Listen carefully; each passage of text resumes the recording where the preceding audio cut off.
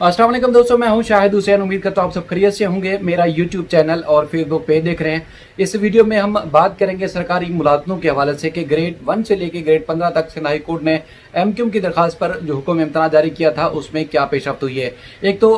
कमरा अदालत के अंदर क्या कुछ हुआ है, समाअत के दौरान किसके क्या सवाल थे, किसने क्या पॉइंट उठाया और किसने क्या जवाब दिया, उसका मुकम्मल अहवाल जो कि हमने टीवी चैनल पर भी और अखबारात में भी रिपोर्ट किया वो आपके सामने रखेंगे। और उसके बाद फिर इस समाअत के दौरान मैंने अज्यूम क्या किया, यानी कि मैं वो बात जो आप सब उम्मीद लगा के बैठे हुए हैं कि किसी को ऑफर लेटर आ गए थे, किसी को किसी ने आसरा दिया हुआ था या किसी ने किसी से कोई पैसे पकड़े हुए थे, तो उसको भी वाज़ेह हो जाएगा कि इस केस में होने वाला क्या है। जो मैंने आज अज्यूम किया कि अदालत क्या सोच रही है कि इस केस में आगे मुस्तकबिल करीब में या जब तक इंतखाबात नहीं होते या आगे जाकर इस अदालत में अगर केस रहेगा तो होगा क्या। तो इसलिए मैं पूरी तफसीलात जो है आपके सामने रखूंगा इस वीडियो में। एक बार फिर वही आपसे गुजारिश कि अगर आपने अब तक मेरे यूट्यूब चैनल या फेसबुक पेज को लाइक नहीं किया, सब्सक्राइब भी नहीं किया या फॉलो नहीं किया तो ज़रूर कीजिएगा। दूसरा वीडियो ज़्यादा से ज़्यादा दोस्तों तक शेयर किया करें और अपनी राय का इजहार भी किया करें ताकि हम चीज़ों को मज़ीद बेहतर तरीके से आप तक पहुँचा सकें। सबसे पहले हम बात करते हैं, आज जैसे समाअत शुरू हुई तो सरकारी वकील ने जो सहूलत नकवी साहब थे उन्होंने अदालत से कहा कि हमें जवाब जमा कराने के लिए मजीद मोहलत चाहिए। कुछ डिपार्टमेंट्स की तरफ से जवाब जमा नहीं जो है वो जो है वो नहीं मौसूल हुए, तो लिहाजा हमें जो है वो मोहलत दी जाए। उस पर अदालत हैरान भी थी कि इतनी तारीखों से बार बार सिंध हुकूमत के जो वकला हैं वो आते हैं और जवाब के लिए मोहलत मांगते हैं, तो बड़ी हैरानगी का इजहार किया अदालत ने। लेकिन इस दौरान फ़रोग नसीब साहब ने अदालत को जो है अपनी तरफ मुतवज्जे किया और उन्होंने कुछ चीज़ें जो है पॉइंट आउट करने की कोशिश की और अदालत के सामने तफसीलात रखी। अब जो अदालत का हुक्मनामा और जो मेन पॉइंट है खासतौर पर जो अदालत के आगे रेज हुए हैं, अदालत ने आगे जो अहकाम जारी किए मैं वो भी बताता हूँ और आगे तफसीलात से कुछ आपको आगाह करता रहता हूँ। उसमें अदालत ने एक तो कहा कि देखें जी, जून जुलाई और अगस्त में जो होने वाली भर्तियाँ हैं सिंध के मुख्तलिफ महकमों में उनकी मुकम्मल तफसीलात पेश की जाएँ। अच्छा, वहाँ पर फ़रोग नसीम साहब की तरफ से ये भी कहा गया कि देखें जी, ये जून जुलाई में जो पाबंदी जो ये इशारात दिए गए थे, हुकूमत ने जाते जाते ये कोशिश की थी कि इन लोगों को अपने जो मनपसंद लोग हैं उनको भर्तियाँ की जाए, उनको सरकारी नौकरियाँ दी जाए।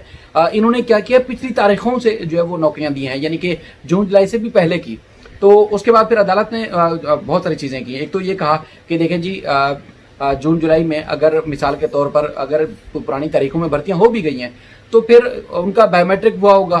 यानी कि जो अपॉइंटमेंट होती है किसी भी महकमे तो उनकी अटेंडेंस के लिए बायोमेट्रिक होता है, तो क्या वो भी पिछली तारीखों में हो जाएगा। बैंक अकाउंट्स खुलते हैं या तो सिंध बैंक में आएगा या नेशनल बैंक में उनके जो है वो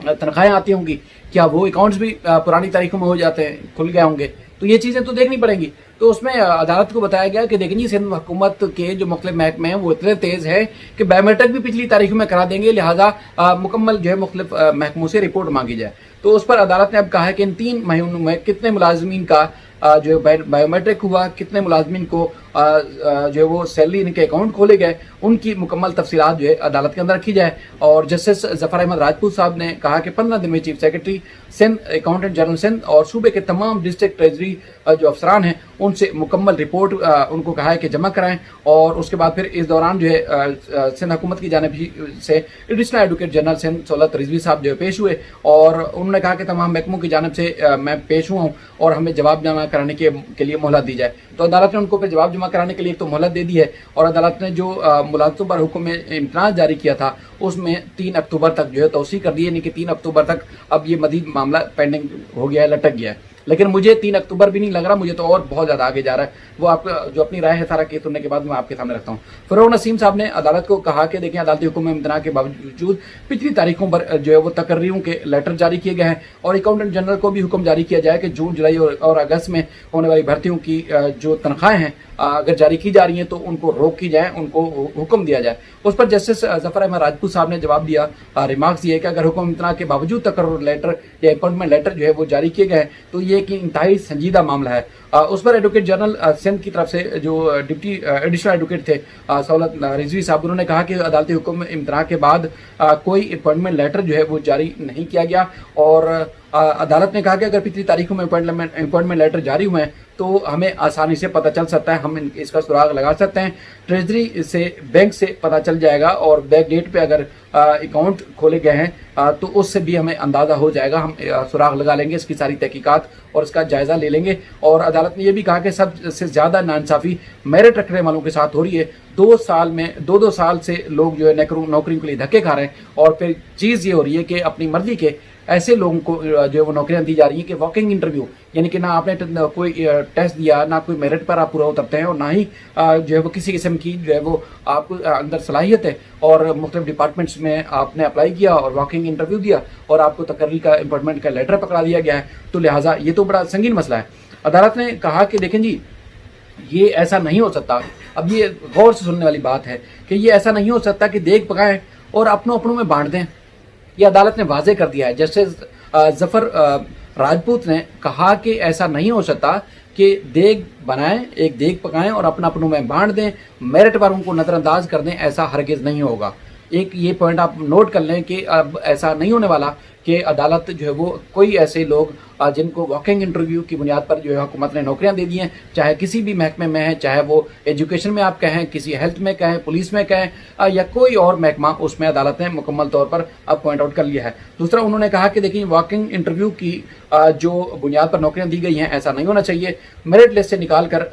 जो कम नंबर वालों को नौकरियां देने के केस में हम जो है वो पहले भी सुन चुके हैं। और उन्होंने कहा कि देखिए जी, मैं वहाँ जब सखर में मैं था तो वहाँ पर भी इस तरह के थे जिनको मेरिट था उनको नौकरी नहीं दी गई और उसको उस जिले से मेरिट रखने वाले को निकाल के जिसके कम नंबर थे उसको नौकरी दे दी गई। तो ये उन्होंने कहा मैंने इस तरह के केसेस देखे हुए हैं। और उसके बाद फिर फरूक नसीम साहब ने कहा कि देखिए जी, GST के जो मुलाजमीन हैं उनको उनकी जो, बल्कि दूसरे एक वकील थे, वकील साहब, उन्होंने कहा कि GST रखने वाले जो मुलाजमीन थे उनको 2021 में जो है मुलाजमतें उनकी अनाउंस हुई थी और हमें तो वेटिंग लिस्ट पे जो है वो रखा गया है और हमें कहा गया कि जब रिटायर कोई होगा या मरेगा तो आपको नौकरी मिलेगी। आप ये पॉइंट आप नोट कीजिएगा कि उन्होंने कहा कि हमें अपॉइंटमेंट लेटर दे दिए गए हैं, कोई इस पोस्ट पे इंतकाल कर जाएगा या कोई रिटायर होगा तभी आपको जो है नौकरी दे दी जाएगी, यानी कि आपको पोस्टिंग दे दी जाएगी। उस पर अदालत ने बड़ी हैरानगी की बात की कि ये क्या बात हुई कि उम्मीदवार जो है अब लोगों के मरने का इंतजार करेंगे। अगर जहाँ 20 असामियाँ खाली हैं या 200 असामियाँ खाली हैं तो 200 ही लोगों को रखा जाएगा या 20 लोगों को रखा जाएगा। लेकिन ऐसा कैसे हो सकता है कि यहाँ 20 असामियों के लिए जो वो नौकरियों की जगह खाली है और उसके बाद फिर आप लोगों ने क्या किया कि 200 बंदे भर्ती कर लिए और आप ये इस बात का इंतजार कर रहे हैं कि 60 साल की उम्र में वो रिटायर होगा और तो उसकी रिटायरमेंट के बाद जो है उसको सरकारी नौकरी दी जाएगी या फिर इसी दौरान अगर कोई इंतकाल कर जाएगा तो फिर उसको जो अपॉइंटमेंट नौकरी दी जाएगी, अपॉइंटमेंट लेटर थमा दिया जाएगा। ये कौन सा मजाक है। तो उसके बाद फिर उन्होंने कहा कि देखें जी, ऐसे तो पूरे सूबे के बेरोजगार नौजवानों की फहरिस्तें बना लें, जब कोई मरेगा तो उसकी जगह उसको नौकरी दे दी जाएगी। और इसी वजह से तो वॉकिंग इंटरव्यू पर हुक्म में इतराज जारी किया है। उन्होंने ये बात अब खुद अंदाज लगाएं कि उन्होंने कहा कि ये जो कुछ हो रहा था इसी वजह से तो वॉकिंग इंटरव्यू के ऊपर के लोगों को नौकरियां दी जा रही थी, इसलिए तो हमने देख के चीज़ को देख के तो हमने हुक्म में इतराज जारी किया था। यानी कि अब अदालत अपना हुक्म में इतराज जो है वो वापस लेने वाली नहीं है। और अब मैं आपको एक वादे करूं, अब 3 अक्टूबर की इसमें समाप्त हुई है और जो हुक्म इम्तिहान जारी किया गया था वो अदालत ने वापस ले लिया। एक तो ये है कि PST GST के जो टीचर्स हैं उन्होंने कहा कि देखें जी, हमें 2022 से वेटिंग में रखा हुआ है तो लिहाजा उसको रोका जाए। अदालत ने उनकी बात इस मामले में नहीं सुनी। दूसरा, जिना जो यूनिवर्सिटी है या पोस्ट ग्रेजुएशन है उनके कुछ लोगों को रिलीफ मिला है, लेकिन जो बाकी तमाम महकमे 146 उनको अदालत ने किसी किस्म का रिलीफ नहीं दिया। अब हुक्म इम्तिहान में ना सिर्फ तोसी की गई है बल्कि अब ये बात भी काबिल गौर होगी कि जो मुलाजमीन जिनको नौकरियां दी गई थी या इस दौरान, क्योंकि वो फरूक नसीम साहब ने अदालत को बताया कि हुक्म इम्तिहान के बावजूद, चूँकि एक खबर हमने खुद भी जो वो नशर की थी जिसमें अदालत का हुक्म इम्तिहान जारी था और उसके बाद फिर सरदार शाह जो कि एजुकेशन के मिनिस्टर थे उन्होंने यानी कि अपनी हुकूमत जाते जाते ही जो है वो एक बड़ी तकरीब की और मुख्तलिफ मकामात पर उन्होंने तकरीब करके मुख्तलिफ सकाफती या आप ये कह सकते हैं कि मुख्तलिफ जो तजर्बात रखने वाले थे, यानी कि फ़नी महारत रखने वाले थे, उनको मुलाजमतें दी थी और इसके अलावा कुछ और लोगों को ऑफर लेटर दिए थे। तो उस पर अदालत को फरूक नसीम साहब ने बताया कि मुख्तलिफ TV चैनल्स के जो न्यूज़ है वो भी जो ये थी क्या कहते हैं दरख्वास्त थी उसके साथ उन्होंने अटैच किया है। दूसरा, चूँकि कुछ दिन बाद मुमकिन तौर पर रोस्टर तब्दील होता है तो फिर एज़ पर रोस्टर ये केस किसी और बेंच के पास जा सकता था। लेकिन आज अदालत को बावर कराया गया है, फरूक नसीम साहब जो कि एमक्यूएम के वकील हैं, उन्होंने बावर कराया है कि ये केस अगर एज पर रोस्टर जो है वो ये बेंच तब्दील भी हो जाता है तो ये कंसीडर कर लिया जाए कि ये पार्ट हर्ड मैटर है और आइंदा समाअत पर भी, यानी कि जब तक ये केस पेंडिंग रहेगा यही बेंच सुनेगी। अब अदालत का मैं आपको माइंड वाजे कर चुका हूं कि अदालत ये बात समझती है कि अगर आपको मेरिट होगा तो नौकरी मिलेगी, अगर आप मेरिट नहीं रखते तो फिर ऐसा मुमकिन नहीं है कि देख पकाएं और अपनों में बांट दो, ऐसा हरगिज़ नहीं होगा। वो कहते हैं जी असल जो जुल्म हो रहा है, असल जो ज्यादती हो रही है सूबे में जो है वो मेरिट रखने वाले लोगों के साथ ज्यादती हो रही है, तो लिहाजा हमने ये केस सुन के फैसला किया था कि हुक्म इम्तना जारी किया जाए। अब किसी भी महकमे में चाहे पिछली डेट्स में किसी को नौकरियां दे दी गई हैं, बायोमेट्रिक में भी अगर कोई गड़बड़ कर ली गई है, उनके बैंक अकाउंट्स भी पिछली तारीखों में खोल दिए गए हैं, तो अब उनको भी वो भी नौकरी से फारिग हो जाएंगे अगर किसी ने दगाबाजी की है तो। बाकी अदालत अपना माइंड है और अपनी जो उनकी सोच है वो क्लियर कर चुकी है। जो अब हमारे बहुत सारे दोस्त हैं जिन्होंने अप्लाई किया हुआ था या जिनकी मेडिकल हो गए थे, जिनके जो है वो मुख्तलिफ टेस्ट हो चुके थे और उनको जो है वो पोस्टिंग होना बाकी थी, अब उनका भी सारा मामला खटाई में पड़ गया है। जब तक अदालत हतमी हुक्मनामा जो है वो नहीं सुनेगी, हतमी हुक्मनामा जारी नहीं करेगी केस मेरिट पर सुनने के बाद, तब तक ये जो है वो केस हुक्म इम्तना ख़त्म नहीं हो सकता। लेकिन मैं आपको 2 दिन पहले एक वादे कर चुका हूँ एक चीज़ में कि सिंध हुकूमत की जो एक आप कह सकते हैं कि अदम दिलचस्पी वाज़े नज़र आ रही है कि वो कहते हैं कि जी हमारी अगर हुकूमत अगले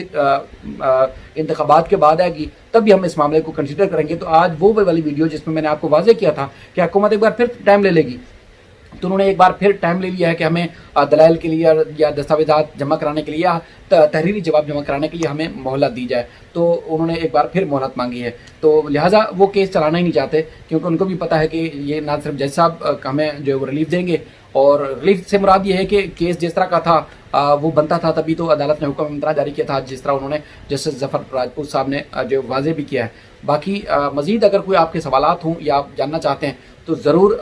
सवाल कर सकते हैं। मैं इंशाल्लाह कोशिश करूँगा कि आपको इस केस से मुतालिक भी आपको आगाह कर सकूँ। जो हमने देखा, जो सुना, आज अदालत में खचाखच जो है वो कमरा भरा हुआ था, और उसके बाद फिर अब जब ये केस एक तो वादे हो गया कि शायद ये ऐसा होता है ना कि एक बेंच से जब दूसरे बेंच में केस जाता है तो किसी न किसी तरीके से किसी को रिलीफ मिल जाता है, लेकिन ये अब वाजे हो गया। फरूक नसीम साहब ने कहा कि आप अपने इस केस को कंसीडर कर लिया जाए कि ये पार्ट हेड मैटर हो चुका है, यानी कि एक जुज़वी समाअत हो चुकी है, तो अब यही बेंच सुनेगा, दूसरा बेंच ये केस नहीं सुन सकता। तो इस बेंच का माइंड भी आप सबके सामने आ चुका है। अपना ख्याल रखिएगा, अपनी राय का इजहार ज़रूर कीजिएगा। अल्लाह हाफिज़।